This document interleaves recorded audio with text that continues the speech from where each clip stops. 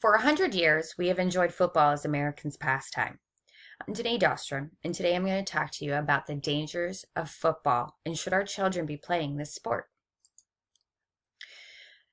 Children are our future, and in community leagues, children begin at the age of 5.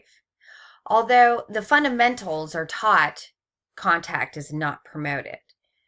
But as you move up into the age groups, contact is promoted and taught, and it is imperative that corrective actions are taken to alleviate concussion and injury. A concussion is defined by the Mayo Clinic as a traumatic brain injury that effects are usually temporary, but include headaches and problems with concentration, memory, and coordination, and common in these contact sports. The brain is at a critical time of development at the age of 10 to 12. Why would parents encourage their children to play this sport? Coaching staff at the junior level are done by dad being the football coach of his son's Pee Wee League. The effects of a child playing football are not apparent until 10 to 15 years later, and a child playing community football can move on to becoming the high school star. The Friday night lights, your fellow classmates roaring as the crowd goes wild, the pressure to get that football scholarships to your favorite college is becoming more the norm.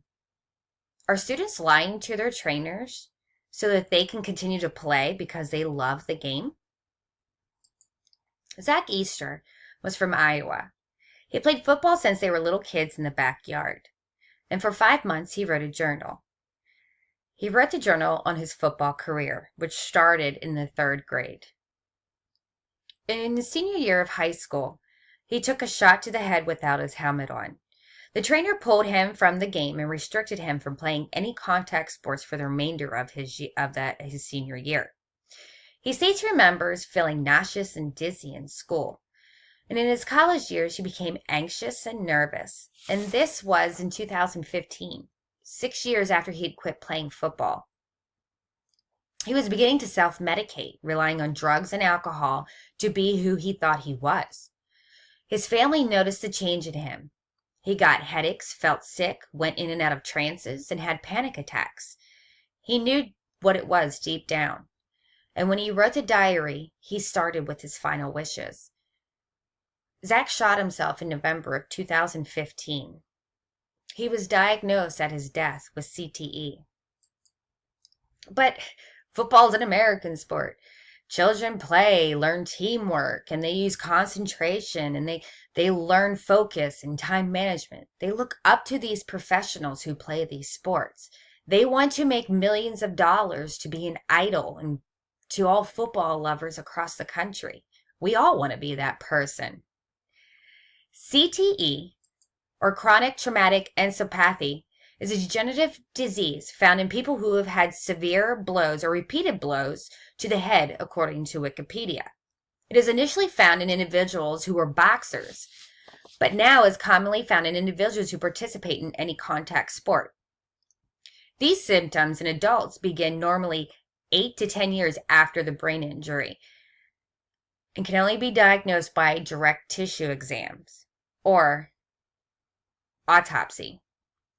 Mike Webster played high school football, grew up on a farm, and was a popular kid in school.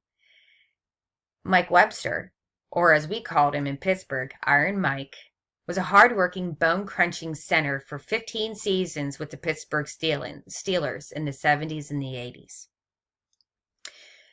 After retirement, Mike Webster fell in hard times. He was homeless, jobless, in debt, and didn't have health insurance, but had numerous health issues. He suffered from amnesia, dementia, depression, bone and muscle pain, according to Wikipedia. And in 2002, Mike Webster died of a heart attack at the age of 50. He was diagnosed with CTE by Bennett Amalu, who also says that 90% of these NFL players have CTE.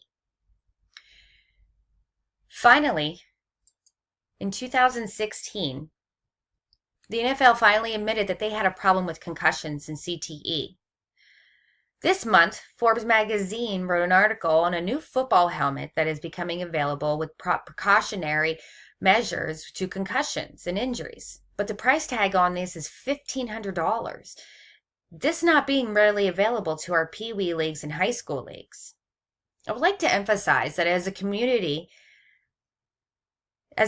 comes together on Saturday afternoon for your son's youth football league or Friday night as the high school when the fall hits, is 3 hours of the entertainment a few times a week worth the enjoyment? Worth the child's development? Worth the NFL's players' early death? That we may realize that the NFL and football is a dangerous sport? Thank you.